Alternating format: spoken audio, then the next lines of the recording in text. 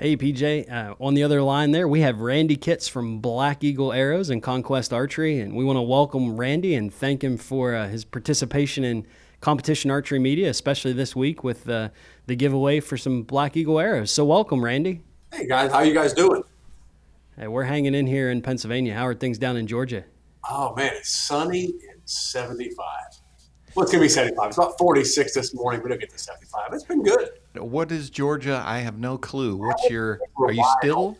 Yeah, no, I wouldn't say we're wide open, but I think on Friday last week they allowed bowling alleys, movie theaters, some restaurants. Pretty much, if you have a business, I think you can open it as long as you can do social distancing. Huh. But we've been working ever since. I was either going to bring a bed and sleep here. I think I put a post up.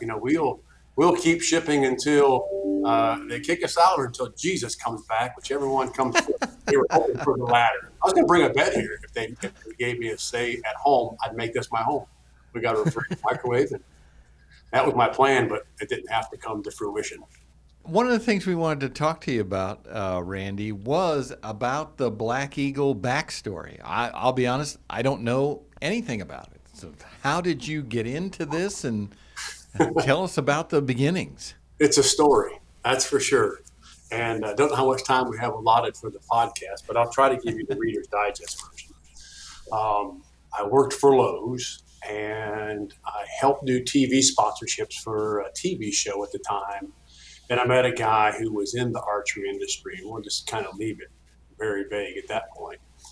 And some things transpired, and he said, we should start an arrow company. I said, okay, tell me more. And so he shows me this spreadsheet. This is a true story with all these gross profit margins that were like 180, 300%. Well, he didn't even know how to do gross profit margins, so I should have known. And then, I always say if the first word they tell you is I'm a Christian, you need to run. I mean, flat, get out. The first arrow company, and so we got that going, and then some things happened. So I just left. I couldn't take it. It was too much. I mean, way too much. And so I left, and I told our web design guy, I said, look, we did pretty good on eBay back in the day. Let's just start an eBay store. Jason Wilkins, who also was with us, he couldn't take it anymore. It's like, we should try this. And he hooked me up with Danny. He knew Danny from a prior life. And so Danny was in his contract year. And so that was good. And he tried our arrows and loved them. And so that kind of started Black Eagle Arrows into competition. It was just going to be extra money. I worked at Lowe's. I was a district manager, a regional sales director. Managed 137 stores, about 4.7 billion in volume. I was good. I'm a workaholic, and so for the first 5 years, I worked at Lowe's, and I did Black Eagle at night. I'd be shooting up till midnight. 1 o'clock in the morning. Jeez. We had some guys that was already shooting our products that I'd known through a prior relationship. And, we did pretty good there. We won. We took a couple first place. And that was kind of the start of Black Eagle Arrows. And ever since then, it's kind of been on a pretty steep trajectory. I mean, that's two pretty good people to start out there with, Dan McCarthy and Jason Wilkins. Yeah. I mean, Dan, I'm sure everybody knows him. Jason, for some folks who don't know him, I mean, that guy's the crossbow king. He just kills it in the crossbow class. He wins everything in sight. Yeah, he wins a lot with crossbow. He's also a really, really good compound bow shooter. About 4 or 5 years ago, I think we were in Metropolis, Illinois. He decided one tournament to shoot known 40, and he went out and shot, I think, 40 up. Wow. No, it was K45 at the time. And he shot 40. Yeah, he shot 40 up, and then he went on and won the classic. So then, so then you got into Conquest here 2 years ago. Yeah, it'd be 2 years ago, I think, in July or August. Yeah. And what was your focus there? What was your goal? And we tested some of their products, and and thought, man, this is really good. And so that's when I made the decision to buy that, and then brought it back, and then again, mine can't stop. Always looking, try to be the best. The bars that we kept, we clearanced all of his stuff, which wasn't the plan, but it ended up being the plan. And then the things that we kept with the same name, we just made better. Instead of sticking rubber through a tube for vibration dampening, we found a material similar to smack. We made bars stiffer. We added end caps that were more durable, more rigid versus the, tenth of an ounce end caps. And Yeah. made all that better, but really wanted to create a product that was unique to the market, that gave the consumers tremendous value, and and really didn't break the bank. Super good guy. That he started shooting the Pro 500. Just loved that small bar, and then he won Memes, and that was super awesome. And then he went to the Lancaster Archery Classic, and Danny told him, said, "You got to try this 747 bar." I said, "Man, you don't want to try that." He goes, "No, I really do." But you don't want to try that? He goes, "Give me the bar." So he went upstairs, put the bar on Thursday, and then he went out and shot 660. Come on. He had that on for the 660. Yeah, well, he just put it on the day before. No kidding. What is it with you guys?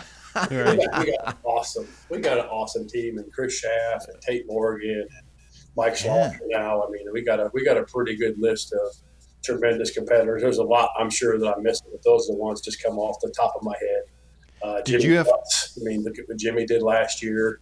He was on fire shooting our bars and our arrows. So yeah. Did you have to do some special strength testing before you allowed Mike Schlosser to shoot one of them with like 800 ounces on the front end? Believe it or not, talking with Mike, he loves the 747 bar. It's got more smack in it, so it's just a different feel altogether because it's bigger, and smack goes in between carbon layers. But he said, "Hey, do you mind if maybe next year one of the tournaments I shoot your 450 bar?" He goes, "It shoots unbelievable." Because Danny shot that in Reading. He also shot at that tournament in Wisconsin when he went out and just set the place on fire. Then they All right. Yeah. it'd be good theater to reset everybody's scores to zero. And so, Yes. but yeah, so he shot that 450 last year. Danny did with 18 ounces on the front, I think 20 something on the back. I don't know the exact setup, but it was still a lot. He shot our 450 bar, just thinks it just pounds. So I don't know. Talk to us a little bit about your arrows, because you're seeing more and more shooters using them and love them, the durability. So what makes them unique? I think what sets them apart is, all of our arrows are spine sorted. Our straightness is unbelievable, and they're weight sorted. So really, when you start making arrows and the spine is consistent and a 6-pack or a dozen, really you just give yourself the best odds. Guys call us all the time. You don't want to float them in bathtubs. They want to buy Ram spine testers and mark the spine. And when you spine sort, those things really become less relevant. They just do. And not trying to toot our horn, but, people buy things from people they like. And, the thing with the archery community is there's so much vitriol out there, to me, that people gravitate to calm. And, I try to really not get caught up in the fray of Facebook and Instagram and, if you shoot this, you're crap, and if you shoot that, you're crap, and if you're Republican, I don't want to deal with that stuff, man. We just all need to get along and try to get to heaven. Right.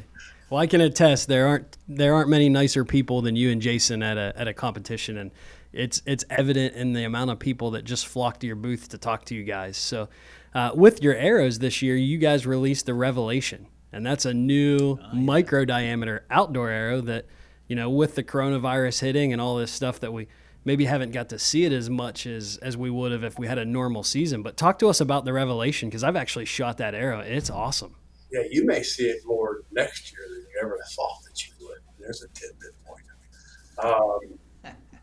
you. The Revelation arrow, Danny and I have been working on that arrow for a long time. We tried so many things. I mean, literally so many different layups, and man, we tried a lot.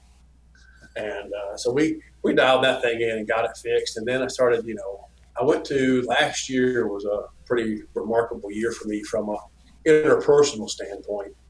And I'm trying to get too choked up here. I went to Casting Crowns. I was listening to that when you guys called. And I had to figure out how to turn this thing off on my computer. Went to a Casting Crown concert. And as a kid, I didn't like school, didn't go to school, didn't read books, but I got a book from the Casting Crowns concert. If you sponsored a kid, they gave you a little book, and it wasn't about the book anyways. It was just one of those where you Compassion International, you sponsor a kid for $40 a month, and man, they get food.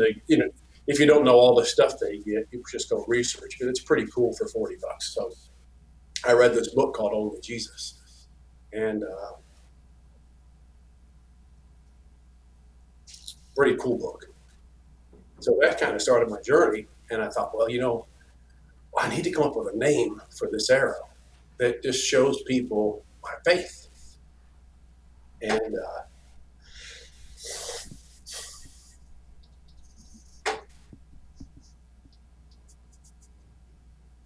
That's cool that it means that much to you, that you think that much of it.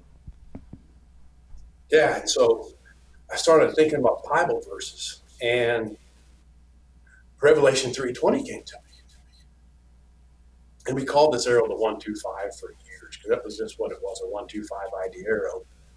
And Revelation 3:20 is really, when you think about the verse, it's just the grace and redemption of God.